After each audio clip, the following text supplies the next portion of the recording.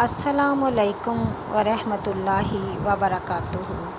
نبی صلی اللہ علیہ وسلم نے ارشاد فرمایا تھا کہ عورت ٹیڑھی پسلی سے بنی ہے، اگر اس کو سیدھا کرنے کی کوشش کرو گے تو وہ ٹوٹ جائے گی۔ اس وجہ سے نبی صلی اللہ علیہ وسلم نے فرمایا تھا کہ عورتوں کے ساتھ حسن سلوک کا معاملہ پیش کرو۔ اگر تمہیں ان کی کچھ باتیں بری لگتی ہیں تو ان کے اندر کوئی اچھی بات بھی تو ہوگی، آپ اس کو سوچ کر ہی درگزر کیا کرو، صبر کا معاملہ کیا کرو، کیونکہ قیامت کے دن سب سے پہلے جن حقوق کا سوال ہوگا اس میں میاں بیوی کے حقوق شامل ہوں گے۔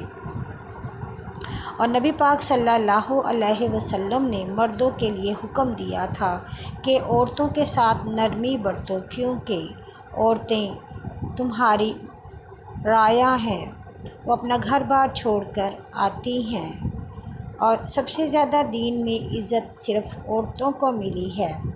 ایک مرتبہ حضرت ڈاکٹر علامہ اقبال کے پاس ایک کیس آ گیا، ایک غیر مسلم کا جو کہ یورپ میں رہتا تھا۔ اس نے کہا کہ میں اپنی بیوی کو طلاق دینا چاہتا ہوں۔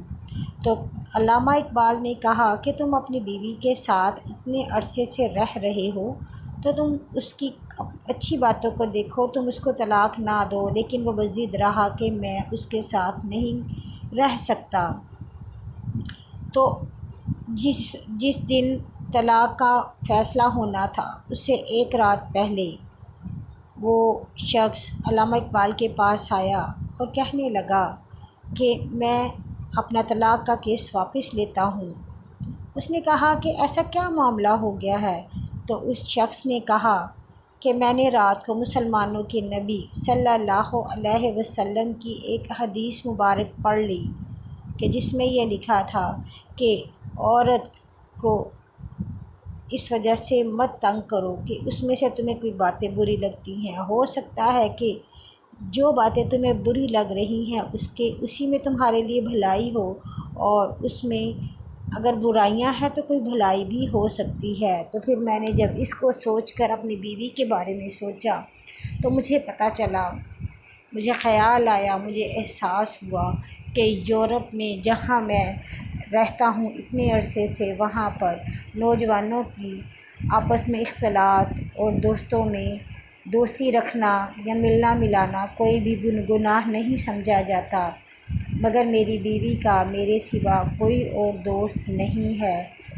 تو مجھے اپنی بیوی کے بد اخلاقی پر، اس کی باقی تمام باتوں کی جو برائیاں تھیں وہ ختم ہو گئیں اور میرے دل میں اس کے لیے محبت پیدا ہو گئی۔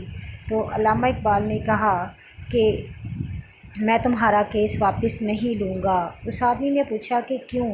تو آپ نے کہا کہ میرے نبی کے دین کو پڑھ کر تیرا گھر بچ رہا ہے، تو پہلے تو کلمہ پڑھ۔ تو اس نے کلمہ پڑھا اور مسلمان ہو گیا۔